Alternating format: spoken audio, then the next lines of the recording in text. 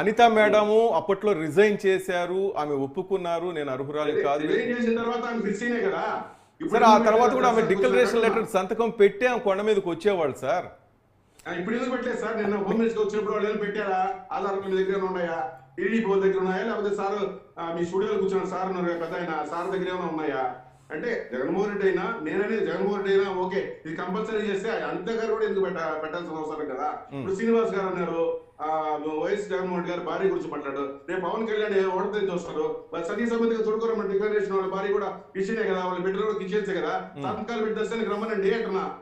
జగన్మోహన్ రెడ్డి సతీ సమేతంగా రాలేదు, సతీ సమేత ఉప ముఖ్యమంత్రి కూడా రేపు వచ్చారు, సతీ సమేతంగా రమ్మనండి, మేము కూడా ఆహ్వానిస్తాము. తప్పకుండా ఆయన చేస్తారేమో పవన్ కళ్యాణ్ చేస్తారేమో చూద్దాం సార్. చేయకపోతే ఆయనది తప్పే, చేయకపోతే ఆయనది తప్పే సార్, చేయకపోతే పవన్ కళ్యాణ్ కూడా తప్పే. భారతి గారు ఎందుకు రాలేదు, భారతి గారు ఎందుకు రాలేదు అంటున్నారు కదా. పవన్ కళ్యాణ్ ఉప ముఖ్యమంత్రి, ముఖ్యమంత్రి కానీ విదేశాలకు పోతే ఆయన ఇన్ఛార్జ్ ముఖ్యమంత్రి అవుతాడు. వాళ్ళ మిస్సెస్ కూడా రమ్మని, వాళ్ళ పిల్లలు కూడా రమ్మని దేవుని దర్శనం చేసి సంతకాలు చేసుకుంటే బాగుంటది కదా. అనిత గారికి వర్తించదు, మిగతా వాళ్ళకి వర్తించదు. జగన్మోహన్ రెడ్డి అనాదిగా చేస్తున్నారు. అప్పుడు ఎందుకు ఈ సాధువులంతా అలిపి దగ్గర ఎందుకు కూర్చోలేదు? 5 ఏళ్ల కింద ప్రతిపక్షంలో ఆయన ఒక్క నిమిషం సార్, ప్రతిపక్షంలో ఉన్నప్పుడు కూడా ఆ పాదయాత్ర అయిన వెంటనే నేరుగా నడుచుకోండికి వెళ్ళాడు. ఆ రోజు ఎందుకు డిమాండ్ చేయలేదు అంటున్నా. ఆ రోజు డిమాండ్ చేయాలి. ఈ రోజు అధికారంలో ఉండాలని ఆయన తిరుమలలో దాదాపు 1000 మందిని అరెస్ట్ చేశారు. తిరుపతిలో నోటీసులు ఎవరికి ఇవ్వలేదు అంటాడు శ్రీనివాస్ చౌదరి గారు. 1000 మందిని అరెస్ట్ చేశారు. కడప జిల్లాలో అరెస్ట్ చేశారు, అనంతపురం జిల్లాలో అన్ని జిల్లాల నుంచి అరెస్ట్ చేశారు. పోలీసులు నిర్బంధ కాండ రాక్షస ప్రభుత్వానికి ఏమనాలండి? 600 మంది మీరు చెప్పేదానికి గోపాల్ రెడ్డి సార్,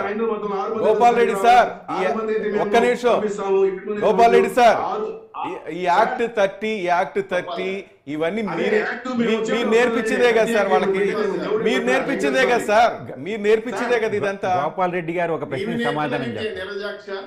అదే మీరు నేర్పించింది అంటారు, మీరు పెట్టిన తర్వాతే సార్, అంత ముందు లేదేమో.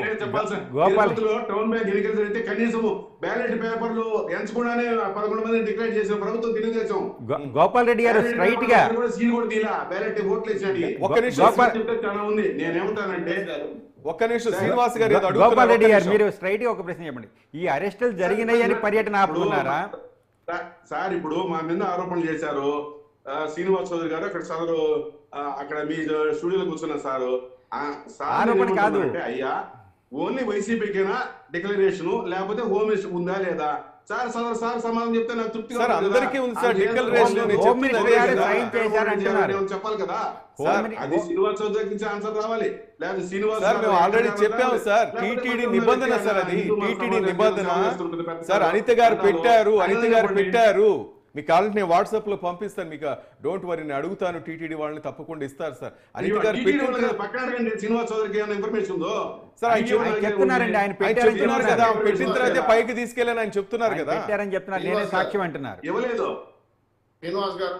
సార్ శ్రీనివాస్ గారు, అనిత గారు క్రిస్టియన్ అయినా ఆమె డిక్లరేషన్ మీద సంతకం పెట్టేస్తే పోయింది. ఎవిడెన్స్ నా దగ్గర ఉంది. కాదంటే ఆర్టీ యాక్ట్ ప్రకారం వాళ్ళు అప్లై చేసుకోవచ్చు. మీరే పంపించండి, ఉంటే మళ్ళీ ఆర్టీ ఎందుకు నాకాడ మళ్ళీ టైం లేదు. అన్ని మీరే చెప్తారు సార్. సమాధానం చెప్పమన్నారు, చెప్పా. ఇప్పుడు నేను స్ట్రైట్ గా ఇంకో క్వశ్చన్ అడుగుతున్నా. జగన్మోహన్ రెడ్డి గారు హిందువా క్రిస్టియనా? స్ట్రైట్. ఎందుకంటే ఆయన క్రిస్టియన్ అని ఎన్నికల ఎగ్జిబిషన్ అప్లై చేసుకున్నాడు. కుటుంబం రాజారెడ్డి, రాజశేఖర రెడ్డి అందరూ క్రిస్టియన్ చెప్పుకున్నారు.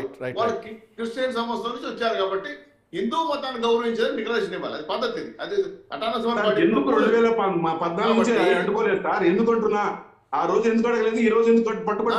మంచి ప్రశ్న వేశారు. ఇప్పుడు మంచి ప్రశ్న వేశారు, సమాధానం చెప్పాలి. ఎందుకంటే ఆ రోజు మీరు నిర్మించుకున్న అధర్మారెడ్లు, జంబో నాయకులు, ఉన్నాడు కదా, ముఖ్యంగా ప్రధానమంత్రి కూడా ఉన్నాడు కదా, పరిపాలనలో రాష్ట్రంలో ఏ విధంగా జరిగిందో, టీటీలో ఏం జరిగిందో మొత్తం వస్తా ఉంది డీటెయిల్స్. అధికారులు అడ్డుపడరు కదా సార్. చంద్రబాబు నాయుడు అధికారులు, శ్రీనివాస్ చౌదరి గారు చంద్రబాబు నాయుడు అధికారంలో ఉన్నాడు, ప్రతిపక్ష నాయకుడు పోయినాడు ఆయన. తిరుమల తిరుపతి దేవస్థానం పైన గోపాల్ రెడ్డి సార్, శ్రీనివాస్ చౌదరి గారు ఒక్క నిమిషం అది నేను చెప్పేది. చంద్రబాబు నాయుడు అధికారంలో